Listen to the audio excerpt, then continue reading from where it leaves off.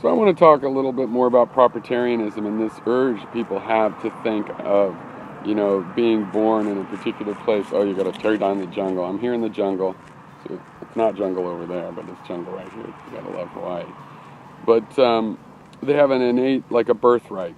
I'm sorry, in a propertarian world where everything is based on property, your only birthright is the property people give you because they think you deserve it by birth.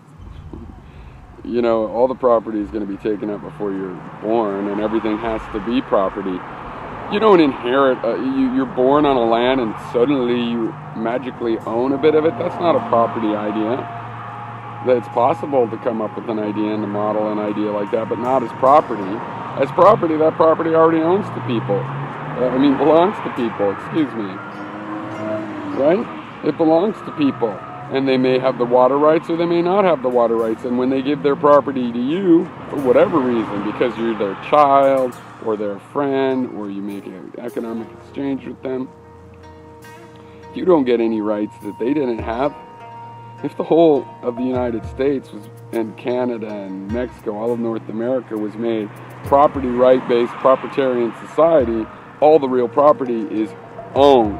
Anything owned in common is sold to a private owner, and you have no rights to it or to any part of the property they didn't sell, right? Because real property is complex. You can sell property rights and not the mineral rights, and et cetera, et cetera. And you're relying on this maybe built-in idea of humans that when you're born somehow, you have a right to exist. It takes land and air and stuff to exist. So but that's kind of socialist. That's not very propertarian.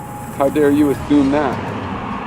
So you need to think that through and come up with some answers if you want to be taken seriously philosophically.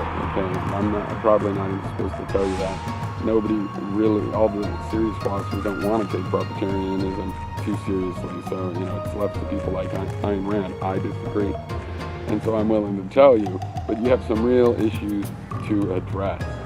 You can't be all technical about property and then rely on some mystical notion that when you're born, you have all the liens for the land you live on. You don't. It's property in propertarianism. That's why I think we need something better for our social system, because even you make assumptions that violate how propertarianism works. Understand your own system, I guess, is what I'm advising a little better.